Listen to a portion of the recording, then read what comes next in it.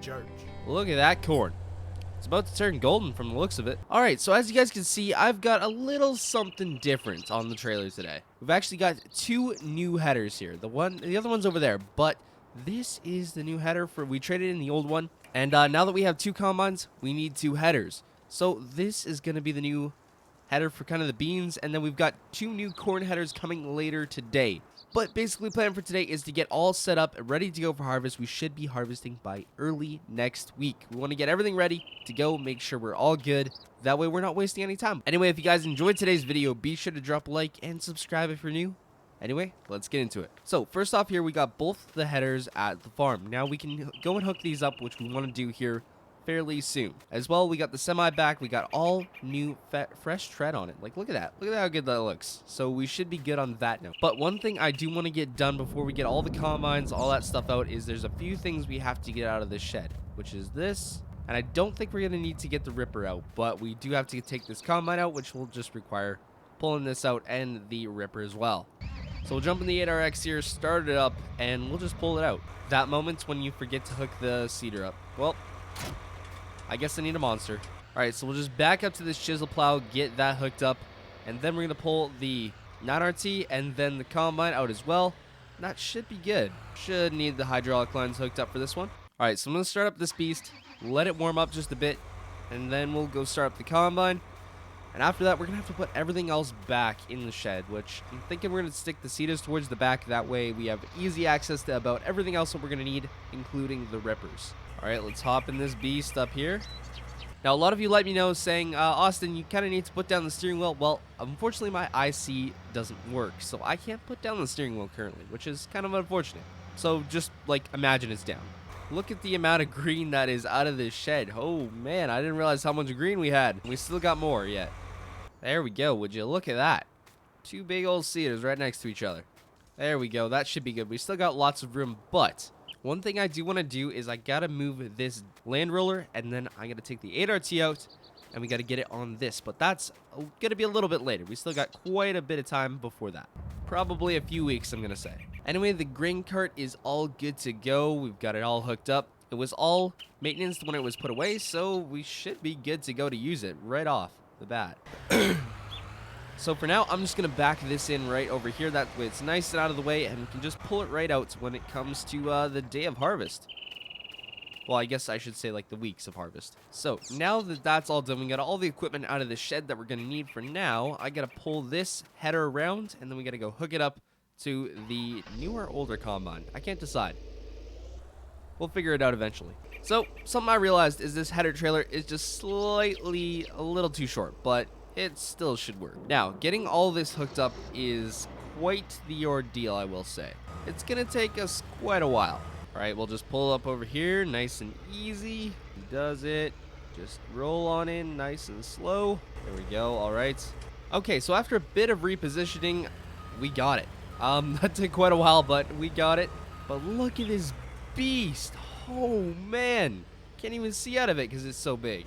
We're going to be able to do some serious bean harvesting with this thing. Man alive, I didn't realize the sheer size of this thing when I brought it home, but man, this is huge. All right, so I'm just going to back the back half of the combine into the shed here because we still got to do a bit more work on it just before harvest. Got to do a bit of work to the Green Star and stuff, so that's going to take a little while yet. But we do want to go grab the other combine, get that hooked up, but I think, oh yeah, we should be good to hook the header up here because it's facing the right way. Well, that was the issue last time. It wasn't facing quite the right way, and we couldn't get the right angle on it. We're not even going to be able to fit both of these things side by side because they're so massive. Well, at least in the shop. Would you just look at those beans? They're almost ready to go. So close. So we'll just line her up here real nice. All right, so the thing is, it's a little bit faster hooking it up to a combine in Farm Sim than it is in real life. I will say that. That's why it doesn't take as much time. I don't know, maybe if I move it over just enough, we might just be able to fit the combine in. I'm not sure. But for now, we're kind of just going to have to angle it in here. That's kind of the only way it's going to work. So, yeah. Okay, well, there we go. I guess that'll work. All right, so with that out of the way now, I need to take this semi, unhook it off the trailer, and grab that spray trailer and put it back there where we're not going to need it. For right now, it kind of just needs to be out of the way. Just back up here. The rear view mirrors on this aren't the best. And there we go. So I'm just going to pull this kind of over by the RV there. It's kind of the most open spot we have at the moment. and kind of the most open space. All right, so we'll just park that there for now, and we'll unhook that trailer in a minute, and we'll get the other one hooked up. But one thing I do want to show you guys before we do that is this. So we have the creek right here. Now, usually I take this thing and I fill it up at the creek, but it's not the most ideal over there. So what I want to do is I want to take this bank down just a little bit and make it an area so I can just back right down.